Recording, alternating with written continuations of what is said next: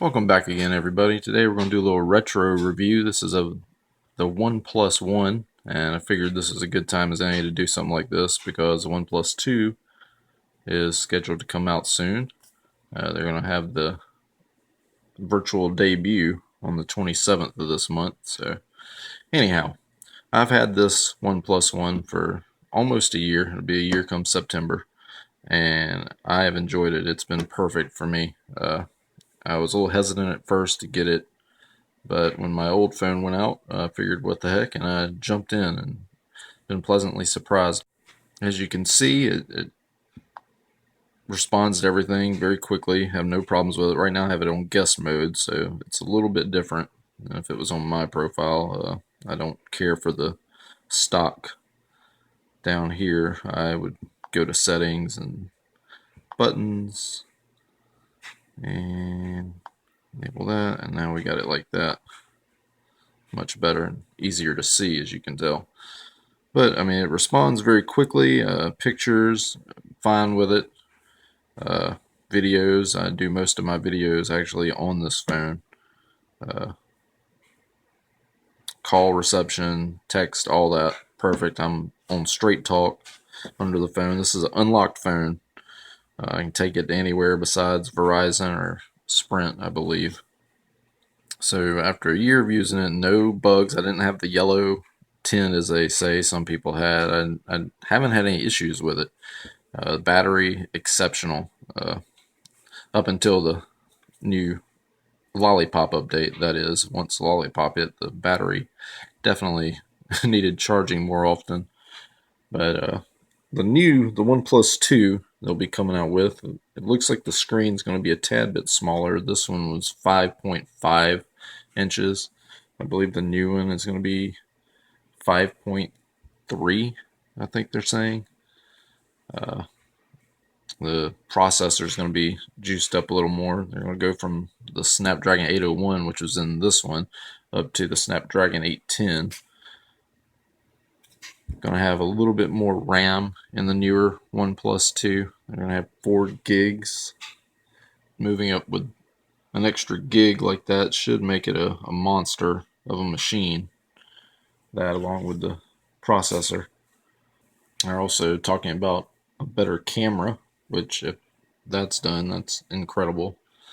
Uh, I've had no issues with the camera. I've taken plenty of pictures, plenty of videos, and I don't really notice anything wrong with them other than my shakiness on the videos.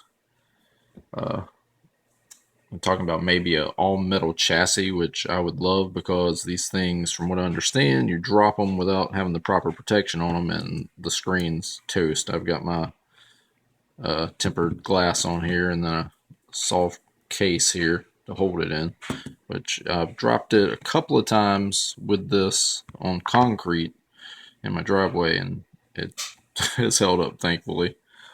But an all metal chassis would be pretty nice. One of the things I loved when I first got this phone was, like I said, the battery. It would charge a full charge in under an hour, and it would last me for a good over 24 hours, and that was using it for apps, playing games, taking pictures, phone calls, texting, all that. And I'm hoping that the new one, the OnePlus 2, will have the same effect with their battery. Supposed to have a bigger battery in there, so hopefully that'll overcome the Android 5.0 Lollipop battery suckage that I've had on here. One thing that won't be on the OnePlus 2 that we're certain of, there won't be any cyanogen mod as there was on the OnePlus 1. So they'll be working strictly with, I'm guessing, their Oxygen OS that OnePlus developed to run it.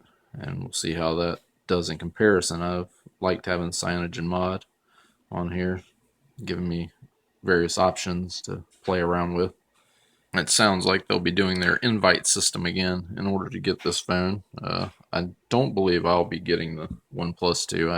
The OnePlus 1 still is not extinct for me. I won't say I won't get it, but I don't have a need for it at the moment. I already have 2 phones as it is, and a third one just wouldn't be feasible unless something was to happen to this one. The price point looking like it's going to be under 450. US, which should still be a darn good price considering all the stuff that's going to be packed into it with the fingerprint sensor and all that jazz they're putting into it. But $450 under, that's a reasonable price, I feel like. But once again, that invite system, that took a long time for me to get my invite. When it finally came in, it just so happened that I needed a new phone and I jumped on it. We'll see how their invite system works this time. If it's as slow as last time, they're going to have issues. So yeah, if you can find you a OnePlus One out there, I'd highly recommend it. I've had no issues and been a very good phone for my needs. And using it, calling, texting, playing games, pretty much anything you can think of, I've used mine for, and it's been able to handle it all. So if you thinking about getting a phone and you can find one, I'd recommend it, and we'll see how the OnePlus 2 is compared to it. Hopefully it'll go above and beyond the OnePlus 1. But if you've enjoyed this video, give it a like, subscribe. If you have any questions about the OnePlus 1 or any of the other stuff that I've reviewed, write it out there in the comments and I'll try to help you as much as I can. If I can, I'll find the answer and put it on there. But take it easy, people.